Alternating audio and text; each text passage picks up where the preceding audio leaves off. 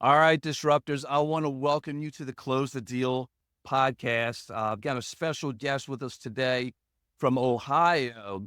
And this, by the way, is a special edition of Your First Franchise. I'm your host, Ewell Smith, and our special guest is Jeff Tomaszewski. Tomaszewski, close Tomaszewski. enough. Okay, all right, got it. Now, you have a unique nickname because you had a very unique job out of college and he had a nickname called Blade. Why did he have that nickname?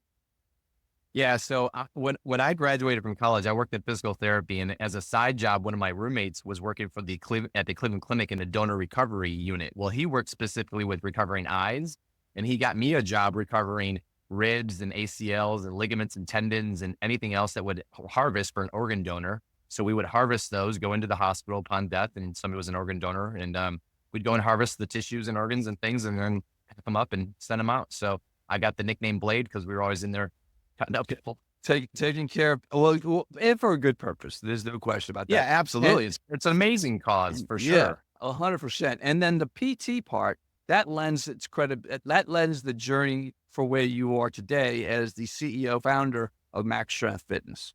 So Yeah. let's start unpacking that. You got a fascinating background with what you did coming out of college. Um, what was the biggest challenge you had getting this business going that you had to overcome? And how did you overcome it? Yeah. The biggest business challenge for me was I don't have any background for or expertise in business. Like I'm an Oh, athletic trainer by trade. mhm. My undergraduate degree was psychology and sports medicine, and I had Wow. a minor in sports medicine. The only reason I didn't have a major is because they didn't have a major at Case Western Mhm. Reserve, where I went to school. So I had to pick something. So I loved the mind and psychology, so I majored in psychology, and that I'd use that years later, of course. But so the biggest challenge for me was I had read the first business book I ever read was called the E-Myth by Michael Gerber. And if anybody's not familiar with it, it's all about a technician who's doing their craft. Like I was a athletic trainer, strength coach. I had all of that acumen and talent out of college, and I worked in physical therapy for a few years. But then the technician has what Michael calls an entrepreneurial seizure. They say, well, I'm working for the man or the woman and I can do it better than them. So I'm going to start my own business. Now, Yeah. the problem with most technicians, when they start their own business, they own a job and they don't truly own a business because they wear all of the hats. They're the Mhm. marketer, they're the janitor, they are the custodian, they are the HR, they are, they're everything because you're one man or one woman show and you're doing it all on your own. And then you're hopefully trying to hire a team to build that up. Well, Michael's approach in the E-Myth was start with the end in mind as if, even if you never want to, franchise a business. And the Mhm. reason that is because in order to, as we all know, franchise a business, you have to have systems and operations and policies in place in order for it to be scalable and for anybody to take it on and to duplicate it and to replicate what you have done. So from the very beginning, when we started Max Strength Fitness almost 20 years now, I started with documenting everything we did. How do you answer the phone? How do you return a phone call? The sales script, Wow. how do you turn on the lights? How do you turn off the lights? How do you turn on the computer? Every little thing that we did had to be documented so that as we grew, we could plug people in and grow the company and teach them what we had already done, let alone the training style that we utilize with the protocol. We can dive more into that here in a minute. But so systems and operations procedures was always front of mind for me to grow a business. And I always knew that I was put on this earth to do good and help as many people as possible. And I'm one guy. So Yeah. I knew I wanted to grow a team and grow a business that I could help as many as possible. And franchising was a great opportunity for me to do that. Wow. And when you look at that, you're the third franchisor I've spoken to who that book changed their entire trajectory, how they function and went forward. Third Yeah. one. Yeah. It's Yeah, that profound. that that book keeps coming back up over and over and over. Yeah. All right. Through that process, I'm gonna ask you, who or what are you grateful that helped you get you where you are? Oh man, so many people to be grateful for. So, I first started out of college. I was an athletic trainer in a physical therapy practice.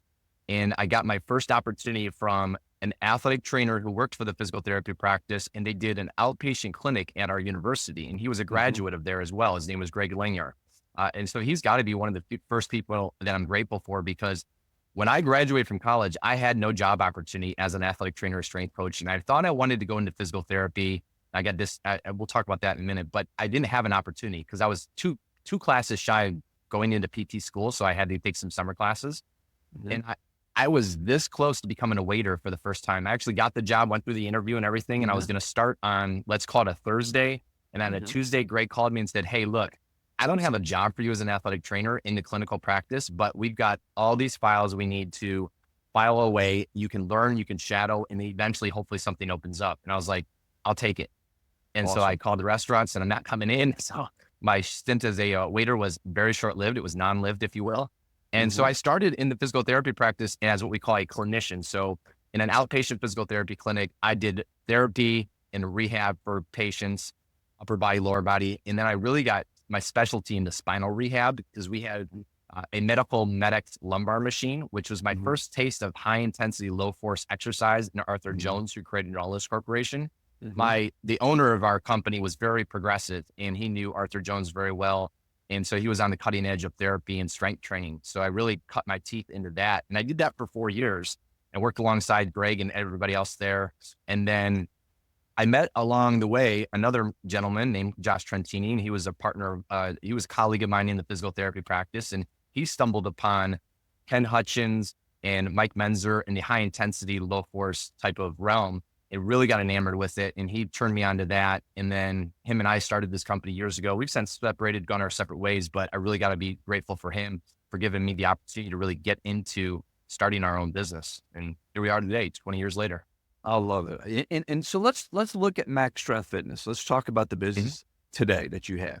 Yeah.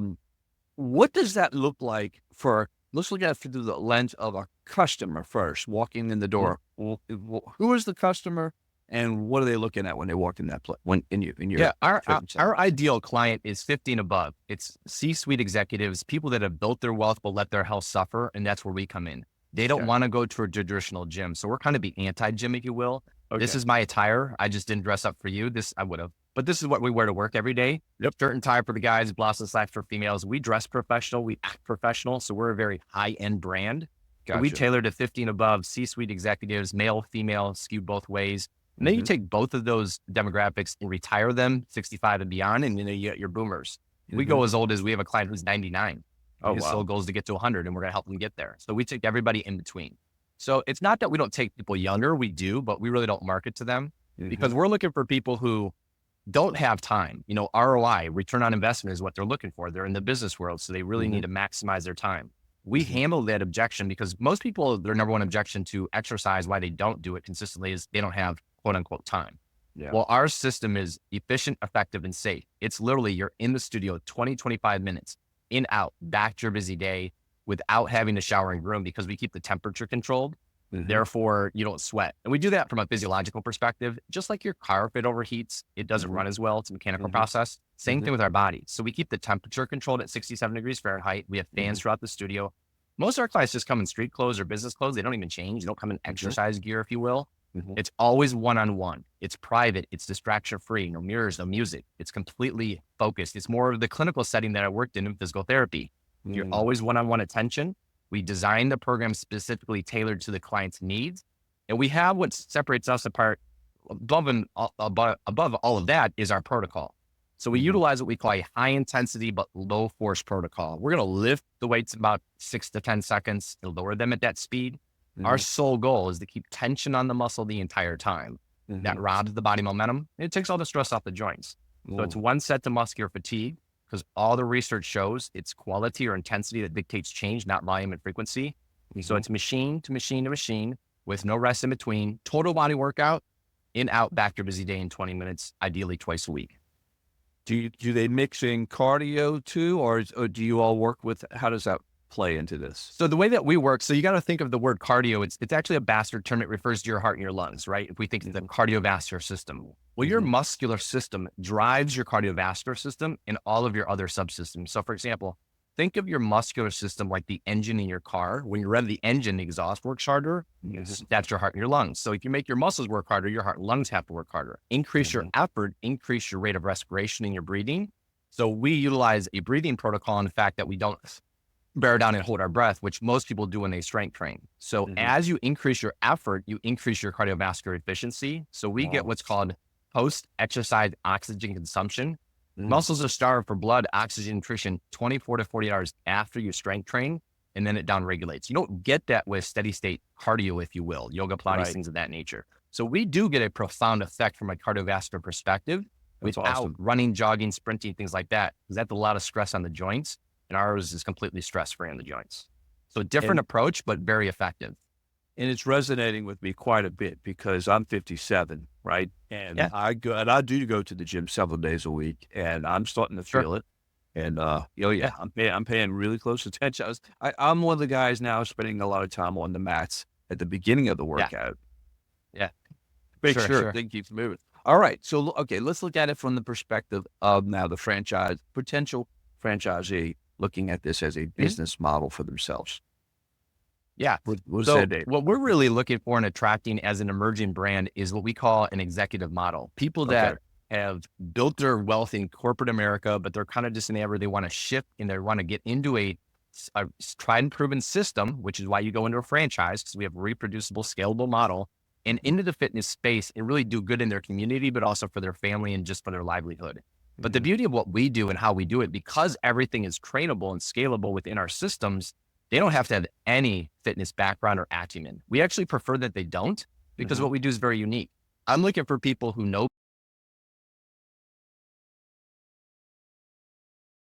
business, because business is business across any vertical or any industry. So we're looking at all of the same, skill sets as we go. It's client acquisition, it's client retention, it's leadership. Those are the three main buckets, right? So we're looking for somebody who wants to get into the fitness space and be a leader in that industry and inspect what they expect from the marketing, the leadership, but not do the day-to-day training. If they want to do that, we have that option too, owner operator, but that's not typically who we attract and who we've been attracting.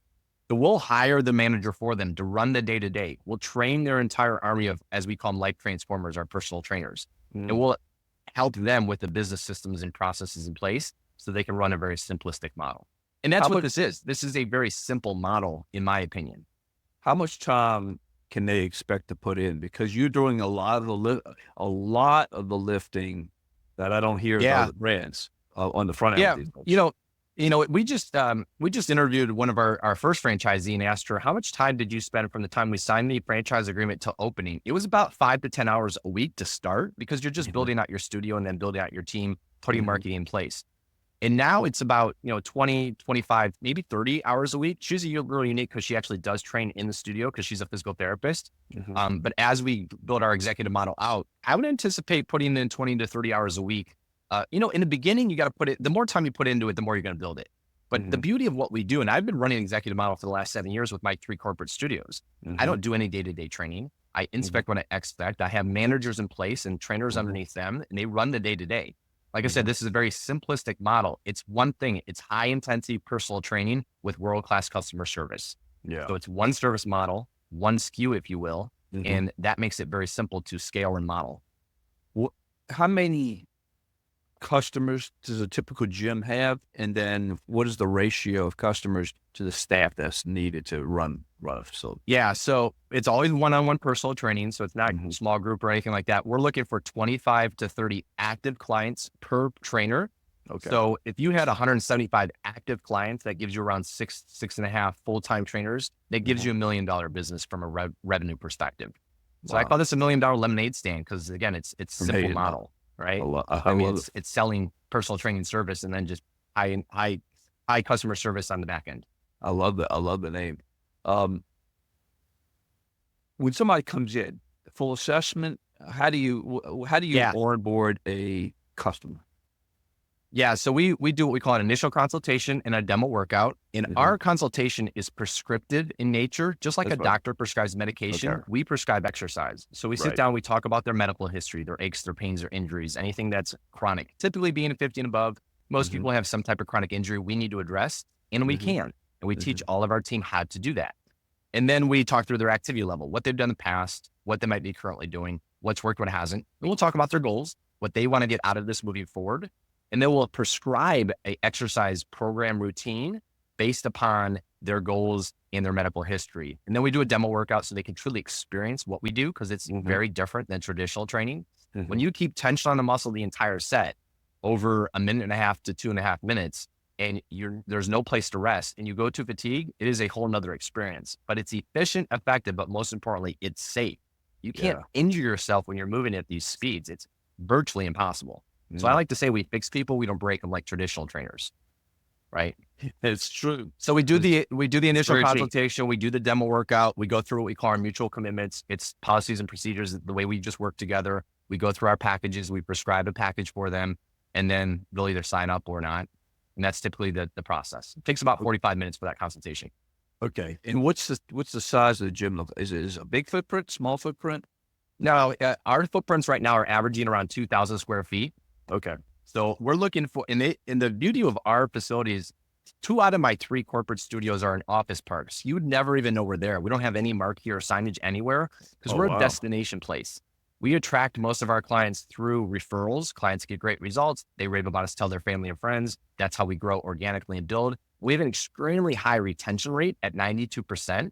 So when we don't need a lot of clients, you just need the right ones, because when they see the need, they have the need, you have the solution, and they don't go anywhere else because they love what they get and they love the amount of time that they don't have to spend doing it. People come to us, the number one reason is because it's 20 minutes twice a week. They stay at 92% because it's 20 minutes twice a week, but they get profound results in a fraction of time most people would spend in the gym. That's amazing. All right. Launching the business. I'm always curious. Okay. You mentioned referrals, but you still have to get the business up and running. What does it look like to launch it, the marketing and is there a sustained marketing strategy, or it really does become a referral business because it is so boutique? Yeah. I mean, it depends. In the beginning, from having nobody or no name recognition when we come into your city, right? We do a big launch going into the marketing in the ad spend that we do. We do digital marketing, but we also do print, because our clients being 50 and above, they still love to read. So we'll go in and find local, like, high-end newspapers or magazines, and we'll do what we call advertorials. It's telling a story about a client spotlight. We're the guide along the way. It's never about the trainer or about Max Strength Fitness. It's about Mrs. Jones, who had a hip replacement and couldn't get on the floor with her grandchildren and couldn't travel. And she had high blood pressure, cholesterol, borderline type 2 diabetic, maybe osteoporosis. And now she's trained with us for 6 to 12 months, and all of that's gone away. So we like to feature her because we want somebody who's going to resonate with that ad and be able to relate to it. So we do print, we do direct mail, we'll do everyday direct mail, but we'll do oversized postcards. We'll do sequencing events. We'll purchase a specific list with our avatar in mind and go target those people. We'll set up strategic alliances with like-minded businesses, people that are already doing businesses with chiropractors, massage therapists, high-end restaurants, salons, boutique stores where people are affluent. Our clients are already shopping. So we'll develop strategic alliances with them when we open a studio and do a grand opening and have them present an offer to our clients. So it gives them name recognition as well, and hopefully drives a client into their doors. So we do a lot of strategic alliances once we open the door. Join your chamber of commerce, your BNI, things of that nature. A lot of different marketing pulls in the water, if you will. You know, the best way to catch fish is not with one pull, it's with 10. Right. So we have 10 pulls in the water of different marketing avenues so we can attract ideal prospects moving into it. What is your vision for the business? I mean, how many locations are you at, and what's the vision? Yeah, so we have 3 corporate studios in Cleveland. We've been in business for 20 years. And we have our first franchisee just opened up in February in Niceville, Florida, in the Panhandle. And she's purchased a two units, so she'll open up Destin a little bit down the road. And then we have a gentleman who purchased 3 territories in the greater Milwaukee area, a husband and wife team that just purchased 2 units in West Plano and Frisco, Texas. And then we just awarded Colorado Springs to a woman just a couple of weeks ago. And we've got a confirmation date coming up next week with a couple of different areas. We've got a bunch in the pipeline. So our vision is 24 and 24, award 24 territories in the year of 2024. We're almost about halfway there. So we're on track with it being halfway through the year. And then I want to attract another 50 next year, another 50 after that. Within 5 years, I'd like to have 150 territories awarded and opened. I love it. I love it. Top guidance to someone considering your franchise, or any franchise for that matter, who is leaving, because you're looking for the executives, right? What's that top guidance for them?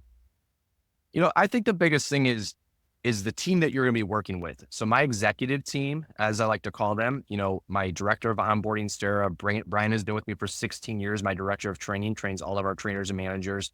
Colleen has been with me for 10 years. She's my VP of franchise development. So it's the team that you're going to be working with, because you're going to sign a 10-year agreement with us. And most franchises are, 7 to 10-year agreement. But really, the business model has to work. And if it didn't work, it wouldn't be franchisable, in my opinion. So I think you can just check that off, right? As long as you follow the systems and processes in place that we've given you, because we know that it works and it's scalable, the team, the support that you get. So really looking at the back end of, do I really fit well into this culture of what this brand is trying to build? And can I add value to that brand as well? Because I'm looking for people that help us excel the brand as well. We're a newer brand, but I don't want to be the smartest guy in the room. I'm pretty smart. That being said, though, I want other people who bring great concepts and other things, because I've been doing this for 20 years. So somebody might question, well, why do you do it this way? That's the way I've always done it, and it works. Well, have you considered this? Well, no, but maybe let's try it and test it. So I'm always open to those ideas. We've done a lot of R&D, if you will, even with our newer franchisees just recently, that things I never would have thought of. They bring tremendous value to the brand and help us grow exponentially. Well, I love that. That's the beauty of working with an emerging brand. You really get to know the founder, the owner in your case. And the push and pull of listening to each other to figure out, okay, how do we really grow our market? Then you can cater that to each market as well as you. Right. Yeah, absolutely. What is the investment level? It's a really important question. I left out. Yeah, absolutely. So our initial fee is $54,900. That gives you a Max Strength Fitness studio. And if you buy multiple territories, we have discounted rates as you go for multiple units.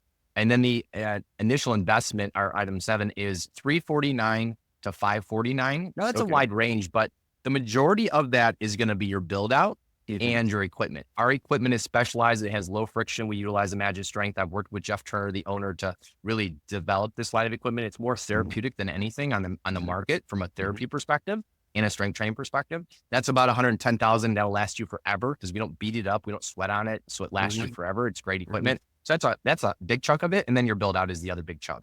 Depending on where you're at in the United States. I mean, if you're in LA or Florida or Chicago, it can be higher than here in Ohio or Minnesota or somewhere else. So it just depends, and that's why that range is wide. But the majority is going to be your equipment and your build out for that initial investment. And you alluded to it, how many people you need to get to $1 million business or $1 million lemonade stand. What does the revenue look like for you guys? Yeah, so our corporate studios last year in Ohio, our 2 established ones, did over $800,000 each with a adjusted net profit of 29%. Oh, that's awesome. That's awesome. Yeah. Well, that's the perfect place to button up right there. Folks, if you are interested in Max Strength Fitness, get in touch with me. I'm working with Tom and his team. You can contact me at yourfirstfranchise.com, yourfirstfranchise.com. Hit the contact us button and I'll be in touch right away. Tom, I want to thank you. I love your passion. Your passion for this business goes back to 20 plus years of doing this for sure. It shows, and I appreciate it. Thank you. Appreciate it. Thank you so much, man. Pleasure. Absolutely. Thank you. And that is a wrap with Jeff. Boy, he and I spoke a little bit after the show, and I shared him my background with my accident from high school causing a problem with my lower disc, L4, L5. And they actually have a special piece of equipment that helps. That's the very specific issue that I deal with, that I end up practicing now on the mat or stretching out on the mat and getting ready before I work out. I had to go to PT this past year. The PT works, and the need for what he is providing is significant for people like me. And there's a market for that for sure, without question, because as we get older, our bodies need a different type of workout, and that approach makes a lot of sense. If you are interested in this brand, get in touch with me, Your First Franchise. If you'd like to read about it, I got my brand new book called Your First Franchise Roadmap. It's so new. It says not for a resale. This was the draft copy that was sent to me. I've got the new copies, the finished copy coming to me. This is pretty much was the finished copy. It's needed to proof it, but it's ready. Your First Franchise Roadmap, and I'll get you a copy when you get in touch with me. Get in touch with it at yourfirstfranchise.com, or you can purchase the book and know this.